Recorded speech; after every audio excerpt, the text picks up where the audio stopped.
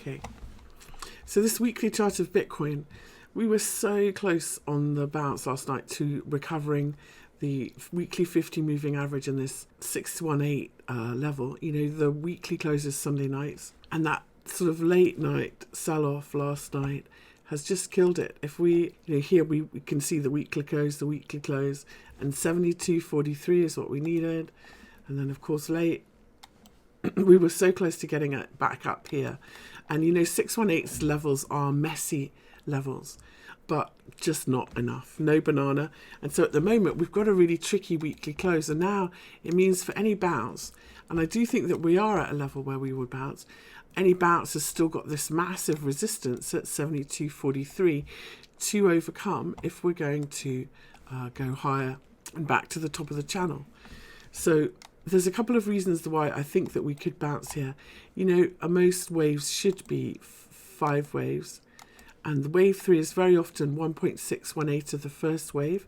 So if I do it that way, we've got it here. But I think that what we've done is probably this is a wave, a complete wave here. So 1, 2, and now we're doing 1, 2, 3, 4, 5 within 3. So this is really our wave 1, 2, 3 on this daily. And if that's the case, this is a perfect 1.618 retest we've done. Now, you know that wave 3s typically retrace 38.2.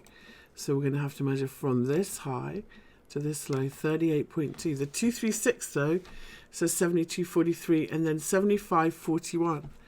So I think if we get above that, if we get to that, we would then look for support at 72.43 if we were going to recover it and do a bigger level like that. So that's how it might unfold. And then, you know, at that 38.2 level, the daily 200 moving average, if we're going to roll over and carry on lower for one leg lower and back to the 78.6 fib, then a loss of 72.43 would signal that. So a little bit tricky at the moment. If we don't, and if we find support here, and this is a shallow, and we carry on, then I think that we could expect to go back to the top of the wedge. And if we do it really slowly, as Bitcoin might, then 8,500, to be honest, I'm not feeling terribly bullish. 8,500 is what we might expect from here.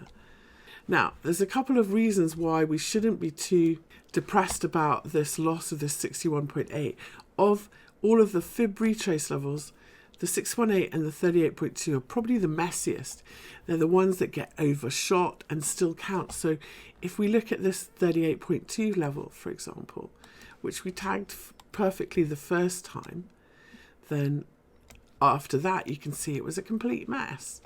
And when we overshot it going up higher here, we went quite a long way before we came back and tagged it. And sometimes you go quite that same distance the other way. Well, if we do that here, then we've done that, haven't we? We've gone that distance the other way and could easily bounce back from here, and it would still count as a 61.8 hold, but only if we get back above it. Otherwise, I have to say we're looking pretty grim.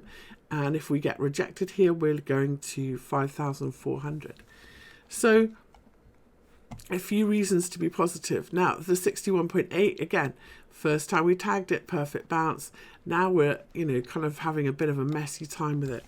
So I'm not completely writing off this. We are clearly, we've had 3 touches of this bottom rail of our consolidation.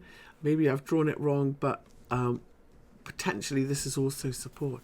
So there's 3 reasons why we have potential support, but just a mass of very tricky overhead resistance around 72.40. This is BitMEX against the dollar. That level is pretty similar around the houses, for example. Let's look at a tether. 73.38 at tether. And if we put on our weekly 50 moving average, it's at 72.28 at Binance. So between 7,200 and 73.38 would be where I'd be looking for resistance at Binance. And then if we get above that, then we can say, okay, we're recovering. You know, we've talked before about how Bitcoin just loves to overstretch and, you know, go beyond on the retests. So I'm really hoping that that's what we're seeing. But yeah, it's not looking terribly good. Let's try one more Coinbase. We'll do. And okay, so we'll see where our level is.